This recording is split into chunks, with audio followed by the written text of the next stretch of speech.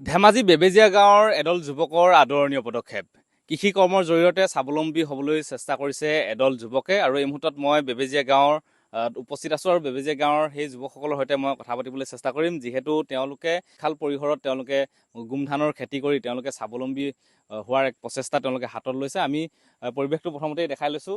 প্ৰায় 70 বিঘা মাটিত তেওঁলোকে এই মাকৈ খেতি তেওঁলোকে কৰিছে বুলি আমি জানিব পাৰিছোঁ আৰু ইয়াৰ জৰিয়তে তেওঁলোকে কেনেধৰণে আচলতে স্বাৱলম্বী হ'বলৈ চেষ্টা কৰিছে বা কেনেধৰণে তেওঁলোকে পৰিকল্পনা কৰিলে আমি এই বিষয়ে কথা পাতিবলৈ চেষ্টা কৰিম। আমি পোনপ্ৰথমতে আপোনাৰ ওচৰলৈ আহিছোঁ।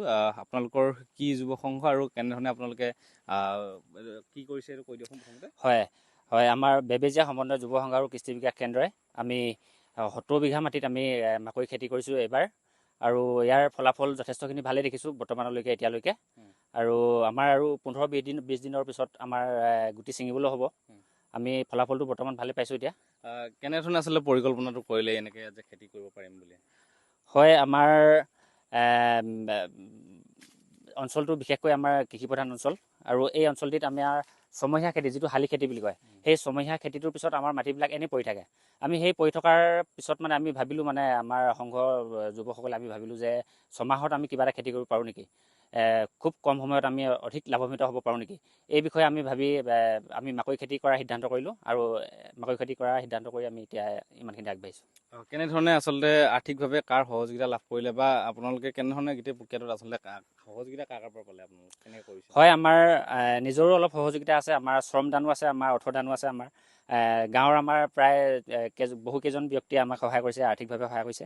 সেয়ে আৰু কৃষি কাৰ্যালয়ৰ তৰফৰ পৰা আপোনালোকে বীজসমূহ ক'ৰ পৰা আনিছে? বীজসমূহ আমি ধেমাজি এগ্ৰিকালচাৰ অফিচৰ পৰা আমাক বীজসমূহ দিছে আৰু লগতে আমাক কিছু পৰিমাণে সাৰো যোগান ধৰিছে তেওঁলোকে। পানী ব্যৱস্থাটো কেনেকৈ কৰিছে আপোনালোকে? পানী ব্যৱস্থাটো আমাৰ জলসিঞ্চন বিভাগৰ পৰা আমাক এটা চ'লাৰ পাম্প দিছে, আগবঢ়াইছে তেওঁলোকে। আমি চ'লাৰ পাম্পটোৰ দ্বাৰা আমি যথেষ্ট উপকৃত হৈছোঁ আমাৰ এই মাকৈ খেতিৰ কাৰণে। আপোনালোকে প্ৰশিক্ষণ লৈছিলে নি মাকৈ খেতি কৰাৰ কাৰণে? হয়, আমি 10 দিনীয়া এটা প্ৰশিক্ষণ লৈছিলোঁ। আমাৰ KVK পৰা আমাৰ বিষয়া আহিছিলে, তাৰ পৰা আহি আমাক 10 দিন আমাক প্ৰশিক্ষণ দিছিলে। আমি প্ৰশিক্ষণৰ দ্বাৰাই আমি খেতিত আগবাঢ়িছোঁ।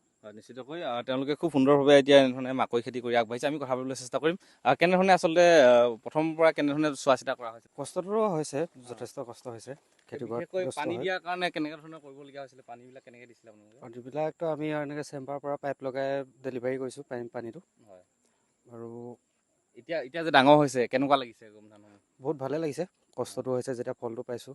হয়, বিশেষকৈ ডেইলি ইয়াত আপোনালোকে চোৱা চিতা কৰি থাকে? হয়, আমি চোৱা চিতা কৰোঁ। আমাৰ এইপিনে দদৌ আছে।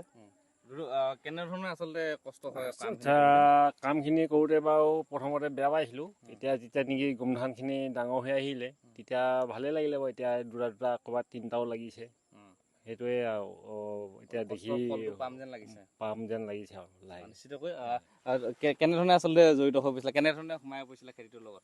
হয়, খেতিটোৰ লগত প্ৰথমৰ পৰাই আছোঁ আৰু খেতিটো বহুত কষ্ট হৈছে প্ৰথমৰ পৰা। পানী দিওঁতে গুটি ৰুওঁতে তাকে বহুত ৰ'দে বৰষুণে কষ্ট হৈছে বহুতখিনি। গাঁৱৰ ৰাইজে সহায় সহযোগিতা কৰিছিল নেকি? হয়, গাঁৱৰ ৰাইজে প্ৰায় মাইকী যুৱক যুৱতী মহিলাসকলে প্ৰায় ওলাই আহিছে, আমাক সহায় কৰিছে বহুতখিনি।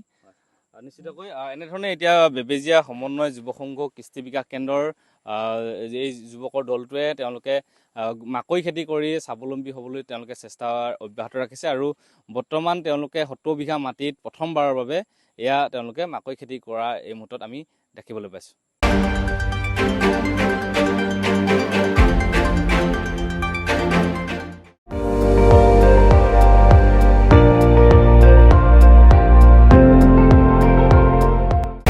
আপুনি চাই আছে ND24, সৰ্বশ্ৰেষ্ঠ নহয় সৰ্বোত্তমৰ দৌৰত।